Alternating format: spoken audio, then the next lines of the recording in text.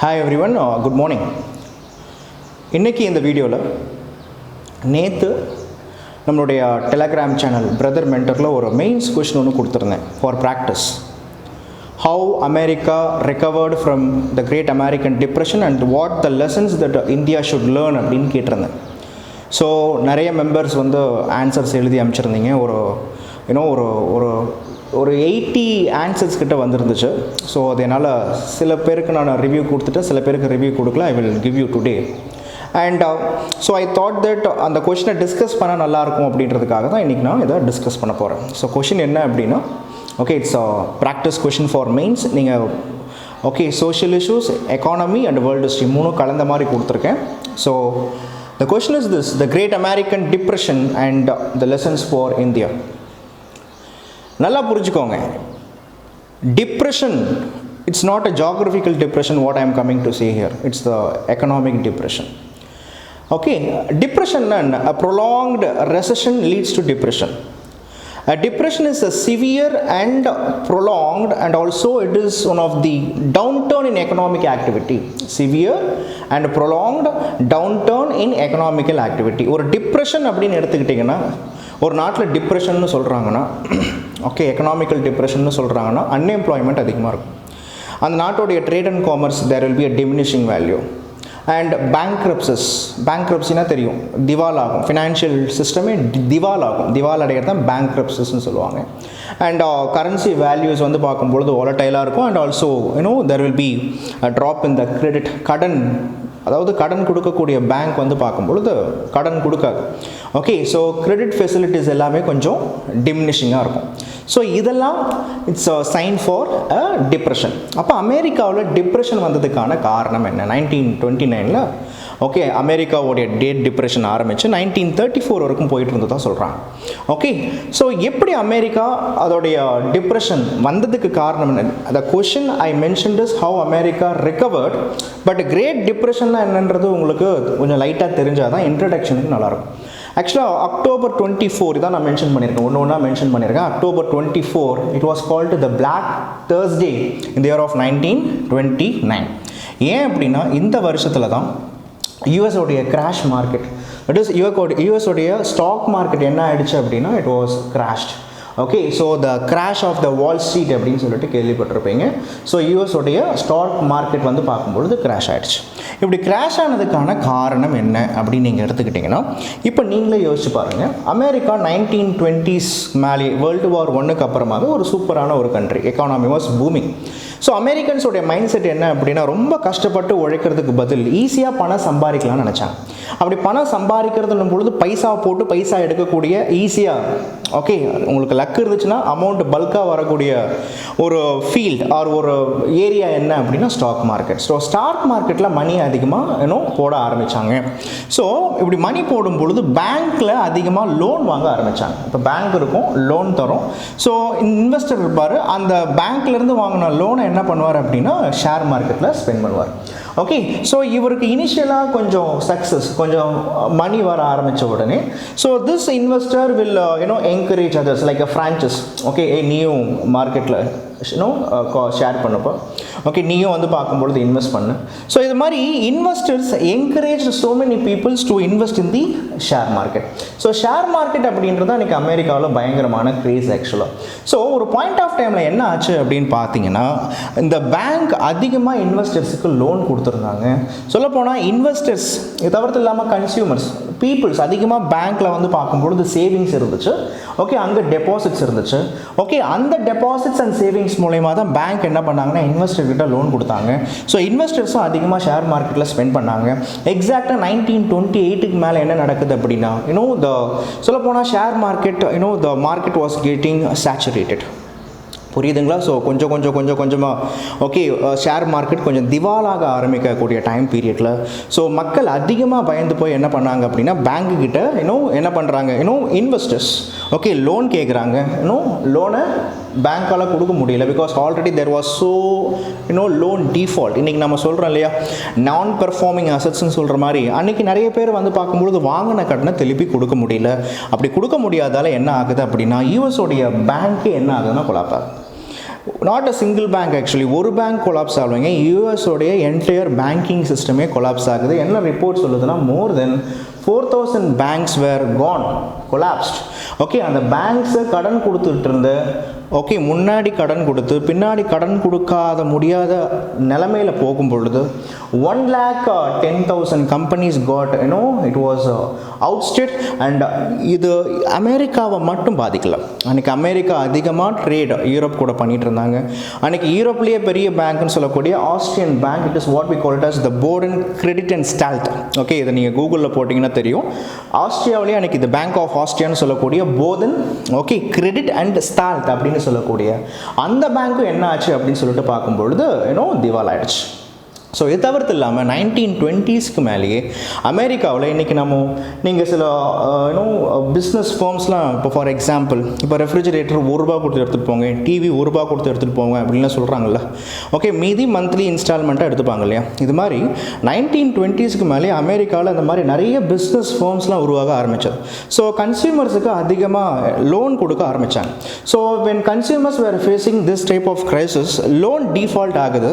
So அதனால் என்ன ஆச்சு அப்படின்னா the over availability of consumer credit அப்படின்றதும் it's a causes for American depression. and Treaty of Versailles, international relations எடுத்து நீங்கள் பார்க்கும் பொழுது வேர்ல்டு வாருக்கு அப்புறமாவே, okay, the Treaty of Versailles says that the winners, okay, they should collect war indemnity from the losers. So Germany and also most of the World War I losers, okay, இவங்க Treaty of Versailles படி யாருக்கு நிதியை கொடுத்தாகணும், யாருக்கு வார் reparations spend பண்ணி ஆகணும் அப்படின்னா England. Okay, and also the war victors. So இந்த அமௌண்ட்டை இவங்க அமெரிக்கா கிட்ட இருந்தால் வாங்கி கொடுத்துக்கிட்டு இருந்தாங்க. ஸோ இந்த மாதிரி கிரைசிஸ் வரும்பொழுது அமெரிக்கா என்ன பண்ணிட்டாங்க அப்படின்னா, ஓகே, அந்த அமௌண்ட்டையும் ஸ்டாப் பண்ணதால், ஸோ வேர்ல்ட் லெவல்லே this great American depression was one of the most important causes, okay, for the second world war அப்படின்னு சொல்லுவாங்க. புரியுதா உங்களுக்கு? ஆனால் ஒரே ஒரு இம்பார்ட்டண்ட் ஃபியூச்சர் என்ன தெரியுமா? ஓகே, இந்த டைம் பீரியடில் கிரேட் அமெரிக்கன் டிப்ரெஷன் நடக்கும் பொழுது தான் இங்கே இந்தியாவில் சிவில் டிசபீடியன்ட் மூவ்மெண்ட் அப்படின்றது நடந்துச்சு. ஓகே, ஸோ ஏன்னா பிரிட்டிஷ் இந்த கிரேட் அமெரிக்கன் டிப்ரெஷன் டைம் பீரியடில் இந்தியாவில் என்ன பண்ணுறாங்க அப்படின்னா எல்லா ப்ராடக்டோடைய ரேட்டையும் இன்க்ரீஸ் பண்ணியிருப்பாங்க. ஸோ அது மூலயமா காந்தி ஒரு that is civil disobedient movement, காந்தியோடைய செகண்ட் மாஸ் மூவ்மெண்ட்னு சொல்லுவாங்க, இது நடந்துச்சு. இதெல்லாம் இதோடைய இம்பேக்ட் ஆக்சுவலாக. அப்போது இது எப்படி ரெக்கவர் ஆச்சு? ஓகே, 1932 வரைக்கும் நிலைமை பாதகமாக தான் போயிட்டு இருந்துச்சு, ரொம்ப மோசமாக தான் போயிட்டு இருந்துச்சு. அந்த சமயத்தில் ஹெர்பர்ட் ஹோவர் அப்படின்னு சொல்லக்கூடிய ஒரு அமெரிக்கன் பிரசிடென்ட், இவர் என்ன பண்ணுறாருன்னா ரீகன்ஸ்ட்ரக்ஷன் ஃபினான்ஸ் கார்பரேஷன் அப்படின்னு ஒன்று ஆரம்பிக்கிறார். ஓகே, ஸோ அதாவது எந்தெந்த ஆர்கனைசேஷன், எந்தெந்த பேங்க் ஆர் எந்தெந்த இண்டஸ்ட்ரி, எந்தெந்த business firm when it lost, okay, அந்த பிஸ்னஸ் ஃபார்ம்ஸை திருப்பியும் வந்து பார்க்கும்பொழுது புத்துணர்வு பெறணும் அப்படின்றதுக்காக, ரெஜுவனேட் ஆகணும் அப்படின்றதுக்காக ரீகன்ஸ்ட்ரக்ஷன் ஃபினான்ஸ் கார்பரேஷன் ஆரம்பித்தார் ஹெர்பர்ட் ஹூவர். இவர் போன பிறகு அதே இயரில் வர the next fellow, he was the most important fellow. Okay, அவர் தான் யாருன்னு பார்க்கும்பொழுது his name was mister FD Franklin D Roosevelt. இந்த எஃப்டி ரூஸ்வெல்ட் தான் இந்த இதுதான் சொல்லப்போனால் த நியூ டீல் பாலிசி அப்படின்னு சொல்லிட்டு சொல்லுவாங்க. இவர் என்ன பண்ணுறாரு அப்படின்னு பார்க்கும்பொழுது 3 விஷயத்தில் கான்சன்ட்ரேஷன் பண்ணுறாரு. இவருடைய இந்த ரிஃபார்ம்ஸ் தான் இந்தியா இன்னைக்கு ஃபாலோ பண்ண வேண்டிய விஷயங்கள். ஸோ அது என்ன 3 விஷயத்தை he concentrated in reforms, he concentrated in recovery, he concentrated in relief. So RRR அப்படின்னு ஞாபகம் வச்சுக்கோங்க. ஸோ ரிஃபார்ம், புரியுதுங்களா? Next one is recovery and third one is what அப்படின்னு பார்க்கும்பொழுது ரிலீஃப். இவர் பண்ண விஷயம் என்ன? இவர் யோசிக்கிறார், when a country was stagnated, automatically இவர் பண்ற விஷயம் என்ன அப்படின்னா invest in, okay, the government should do investment or the government should do expenditure in what அப்படின்னா infrastructure related activities. ஸோ அன்னைக்கு டென்னசி அப்படின்னு ஒரு டென்னசி வேலி கேள்விப்பட்டிருப்பீங்க, அத்தாரிட்டி அப்படின்னு ஒன்று. டென்னசி வேலின்றது ஒன்றுமே கிடையாது. டென்னசி அப்படின்றது இட்ஸ் யுனைடெட் ஸ்டேட்ஸ் இருக்கக்கூடிய ஒரு ஸ்டேட். அங்கே இருக்கக்கூடிய ரீஜியனில் dams construction, reservoirs, canals. Okay, so அதிகமாக அன்எம்ப்ளாய்மெண்ட் அப்படின்றது எம்ப்ளாய்மெண்ட் ஜென்ரேஷனாக மாற்றுறாரு. Because when a government was spending in infrastructural related activity, okay, public finance அப்படின்றது இதுக்கு ஸ்பெண்ட் பண்ணும்பொழுது ஆட்டோமேட்டிக்கலாக வேலை வாய்ப்பு அப்படின்றது உருவாகுது இல்லையா. ஸோ இதுதான் இங்கே இம்பார்ட்டண்ட்டான விஷயம். ஸோ he started what அப்படின்னா the Tennessee Valley Authority project. So அதுக்கப்புறமா the Federal Deposit Insurance. Work பண்ணக்கூடிய எம்ப்ளாயீஸ் ஓகே அவங்க தான் ஒர்க் பண்ணுறது அந்த அமௌண்ட்டு தனக்கு வரும் அண்ட் அவங்களுடைய ஒர்க்கு செக்யூர்னு நினைக்கணும். So security related activities. So அதனால் என்ன பண்ணுறாரு அப்படின்னா he started a Federal okay Deposit Insurance அப்படின்னு சொல்லக்கூடிய இந்த இன்சூரன்ஸ் ஸ்கீம் அப்படின்றத ஆரம்பிக்கிறார். Federal Deposit Insurance Corporation. And third என்ன பண்ணுவார் அப்படின்னா ரூஸ்வெல்ட் அமெரிக்காவில் ரொம்ப ஒரு பாப்புலரான ஒரு president. Sorry. Okay, so FERA அப்படின்னு சொல்லக்கூடிய so the Federal Emergency Relief Authority அப்படின்னு சொல்லுவாங்க. ஃபெரா இதெல்லாம் உங்கள் நெட்டில் இருக்கும். Okay, Federal Emergency Relief Administration or Authority. Next பார்த்தீங்கன்னா the security exchange act of 1934.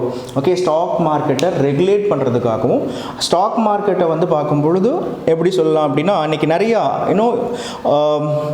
Regulation இல்லாமல் ஸ்டாக் மார்க்கெட் இருந்துச்சு. ஃபார் எக்ஸாம்பிள் நம்ம இந்தியாவில் செபி இருக்கு இல்லையா?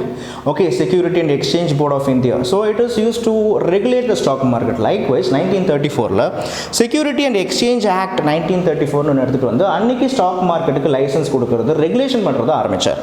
And Federal Reserve bank of India கிடையாது, ஃபெடரல் ரிசர்வ் பேங்க் அப்படின்றது லோன் கொடுக்கறதுக்காக, இந்த ஃபெடரல் அப்படின்னும் பொழுது ஓகே ஸ்டேட்ஸுக்கு லோன் கொடுக்கறதுக்காக ஆரம்பிக்கப்பட்ட இட்ஸ் அ பேங்க். இந்த பிளானை ஃபாலோ பண்ணி தான் இந்தியாவிலையும் 1934ல் reserve bank of India act அப்படின்றது வந்திருக்கும். இது முக்கியமான question. And next national industrial recovery act. Okay, ஒரு நாட்டில் அக்ரிகல்ச்சர் அண்ட் இண்டஸ்ட்ரிக்கு அதிகமான இம்பார்ட்டன்ஸ் கொடுத்தாரு FD Roosevelt. So national industrial recovery act மூலயமா அதிகமாக ஃபார் எக்ஸாம்பிள் இண்டஸ்ட்ரியில் ஒர்க்கிங் டைம்ஸை ரெடியூஸ் பண்ணார். அட் த சேம் டைம் ஒர்க்கர்ஸுக்கு வந்து பார்க்கும்பொழுது வேஜ் இன்க்ரீஸ் பண்ணி கொடுத்தாரு. Okay, there was a collective bargaining because okay அமெரிக்காவில் most of the it is also capitalist country. So capitalist கண்ட்ரியாக இருக்கும் பொழுது ப்ராஃபிட் ஒருத்தர்கிட்ட போகக்கூடாது, ஈக்குவலாக ப்ராஃபிட்டை வந்து பார்க்கும்பொழுது பிரித்து கொடுக்கணுன்ற ஒரு காரணத்தில் so he enacted national industrial recovery act. அதுக்கப்புறமா திஸ் அக்ரிகல்ச்சரல் கிரெடிட் சிஸ்டம்னும் பொழுது அக்ரிகல்ச்சரில் அன்னைக்கு when economic crisis was there, most of the farmers they cannot able to sell their produce. Okay, so by giving inputs for farmers, okay, free of cost subsidies and also collective bargaining in industries. So இதெல்லாமே 1929ல okay Roosevelt ஆரம்பிக்கும் பொழுது 1929 economic crisis 1929லேருந்து 32 வரைக்கும் இப்படி இருக்குது. So 32லேருந்து 1939-40 வரைக்குமே so இந்த மாதிரி FD Roosevelt அதிகமான எடுத்த இனிஷியேட்டிவால் என்ன ஆச்சு அப்படின்னா America started to boom after 1939. Okay, 1940 world war 2 அப்போலாம் அமெரிக்கா ஒரு மிக சிறந்த வல்லரசாக இருந்துச்சு. இதுதான் கொஷினுடைய ஃபஸ்ட் பார்ட். நான் 250 வேர்ட்ஸ் அப்படின்றதான் நான் எக்ஸ்பெக்ட் பண்ணியிருந்தேன். ஐ டிடன்ட் மென்ஷன் எஸ்டர்டே 250 வேர்ட்ஸ்ன்னு நான் சொல்லலை. பட் நல்லா ஞாபகம் வச்சுக்கோங்க, இதெல்லாம் அந்த content is more then enough for 250 words. But இவ்வளவு எழுதணும்னு அவசியமே கிடையாது. இதுதான் கொஸ்டினுடைய பார்ட் 1. சப் பார்ட் 2 என்ன அப்படின்னா இது மூலயமா what India should learn, what India should invest. Okay, India இப்போ என்ன பண்ணி ஆகணும், கான்செப்ட் புரியுதா? இதை பார்த்துட்டோம். இப்போது இதிலேருந்து இந்தியா என்ன லேர்ன் பண்ணணும்? அக்ரிகல்ச்சருக்கு இம்பார்ட்டன்ஸ் கொடுக்கணும், அக்ரிகல்ச்சரல் இன்புட்ஸுக்கு இம்பார்ட்டன்ஸ் கொடுக்கணும். Okay, subsidy government should spend for the subsidies. அக்ரிகல்ச்சருக்கு ஏன் இம்பார்ட்டன்ஸ் கொடுக்கணும் அப்படின்னா நல்லா ஞாபகம் வச்சுக்கோங்க, ஒரு ஜென்ரலாக சில விஷயங்கள் எக்கனாமியில் டிஸ்கஸ் பண்ணுவோமே.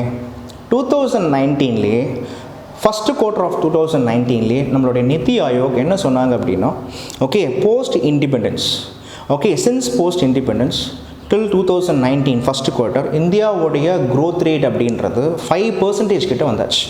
ஸோ இது போஸ்ட் இண்டிபெண்டன்ஸ் அந்த டைம் பீரியட்லேருந்து 2019 வரைக்கும் இருக்கக்கூடிய டைம் பீரியட்லேயே one of the lowest growth rate அப்படின்னு சொல்லிட்டு நிதி ஆயோக் சொன்னாங்க.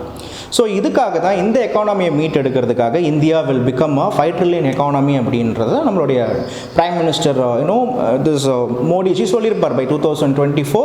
Okay, India will become a 5 trillion economy. So அது வரும், அது ஒரு தனி கான்செப்ட்னு வச்சுக்கோங்களேன். அப்போது வாட் நிதி ஆயோக் மென்ஷன்ட் அப்படின்னா இன்றைக்கி என்ன நம்ம லேர்ன் பண்ணணும். இன்றைக்கி இது தவிர்த்து இல்லாமல் 2019 இந்த விஷயம் 2020 நமக்கே தெரியும் எப்படி போயிட்டுருக்குன்னு சொல்லிட்டு. So COVID-19 okay this pandemic is considered to be the mother of all crises. கரெக்டா? இந்தியாவில் அதிகமான ஒர்க்கிங் பாப்புலேஷன் இருந்தாலும், இந்தியாவுடைய ஒர்க்கிங் பாப்புலேஷன் அதிகமாக அக்ரிகல்ச்சரில் இருந்தாலும், இன்றைக்கி நல்லா புரிஞ்சுக்கோங்க, India was facing one of the most important crisis of all time. So covid is called mother of all crisis. So the government should concentrate on agriculture, should concentrate on manufacturing. That is the reason manufacture agricultureலேயே முக்கியமாக labour intensive செக்டர்ஸுக்கு அதிகமான importance கொடுக்கணும். Labour intensive sectors என்ன? For example agriculture, garments, textile industry, mining, okay, அதுக்கப்புறமா leather industry, இதெல்லாம் labour அதிகமாக இருக்கக்கூடிய sectors. So இதுக்கு ஒரு புஷ் கொடுக்கணும். அண்ட் எம்எஸ்எம்இ அப்படின்னு சொல்லக்கூடிய, ஓகே, ஸோ இந்த செக்டருக்கு இம்பார்ட்டன்ஸ் கொடுக்கணும். இதுக்காகவே மோடிஜி இப்போ இருக்கக்கூடிய பிரசன்ட் கவர்மெண்ட் நிறைய இனிஷியேட்டிவ் எடுத்துகிட்டு வந்திருக்காங்க. You see the same thing what 1932 this Roosevelt was doing, because he concentrated, he spent much amount on where அப்படின்னு பார்த்தீங்கன்னா he spent it on this the government public expenditure அப்படின்றது அதிகமாக infrastructure டெவலப்மெண்ட்டுக்கு spend பண்ணியிருப்பாங்க. So நம்ம infrastructure டெவலப்மெண்ட்டுக்கு அதிகமான importance கொடுக்கணும். Because இன்னைக்கு migrants அப்படின்றது அவங்களுடைய கண்டிஷன் ரொம்ப மோசமாக இருக்குது. They were all landless, okay, they lost their livelihood, so they were all prone to diseases. Okay, at the same time they were all the one who have the low quality of lifestyle. So இதை மாற்றணும்னா it's the government should to concentrate. So அதிகமாக because இந்தியாவை பொறுத்த வரைக்கும் வேர்ல்ட்லேயே ரொம்ப கம்மியாக among the developing and developed countries health and ஹைஜீனுக்கு ரொம்ப கம்மியாக ஸ்பெண்ட் பண்ணக்கூடிய, கவர்மெண்ட்டோடைய பட்ஜெட்டில் health and hygiene and also எஜுகேஷனுக்கு கம்மியாக ஸ்பெண்ட் பண்ணக்கூடிய நாடு இந்தியா. நம்மளுடைய நாட்டில் அதிகமாக டிபெண்டன்சி ரேஷியோஸ் இருக்குது. ஓகே, அண்ட் அன்எம்ப்ளாய்மெண்ட் இன்றைக்கி அதிகமாக இருக்குது. ஸோ அன்எம்ப்ளாய்மெண்ட் அப்படின்றத ஆட்டோமேட்டிக்காக நம்ம எம்ப்ளாய்மெண்ட்டாக மாற்றணும் அப்படின்னா இந்த government should take so much of activities, நல்ல டெசிஷன் எடுக்கணும். ஓகே, பாலிசி மேக்கர்ஸ் பார்க்கும்போது நல்ல டெசிஷன்ஸ் எடுக்கணும். அதிகமாக சேவிங்ஸ் வரணும், அதிகமான இன்வெஸ்ட்மெண்ட் வரணும், அதிகமான ஃபாரின் டைரக்ட் இன்வெஸ்ட்மெண்ட்ஸ் வரணும். Okay, at the same time we should concentrate on our own rather concentrating on imports. Okay, நம்மளோட for example made in China, make in இந்தியாவை நம்ம இன்னமும் அதிகமாக புஷ் பண்ண வேண்டியதாக இருக்குது. அண்ட் அவர் prime minister also launched so many schemes, finance minister also launched so many schemes. So what is the way forward அப்படின்னா the government should concentrate from the lessons from this great American depression. The government should concentrate on these sector. Suppose concentration பண்ணல அப்படின்னா அதோட effect ரொம்ப மோசமாக இருக்கும். Okay, so this is what I am coming to say. So இது economic wise, இதே question எக்கனாமியில் கேட்டாங்கன்னா ரொம்ப டீப்பாக அந்த ஸ்கீம்ஸ் பற்றிலாம் எழுதும். பட் ஹிஸ்ட்ரியில் வாட் இஸ் வாட்னு எழுதுனா போதும். So thanks for listening. Bye, take care.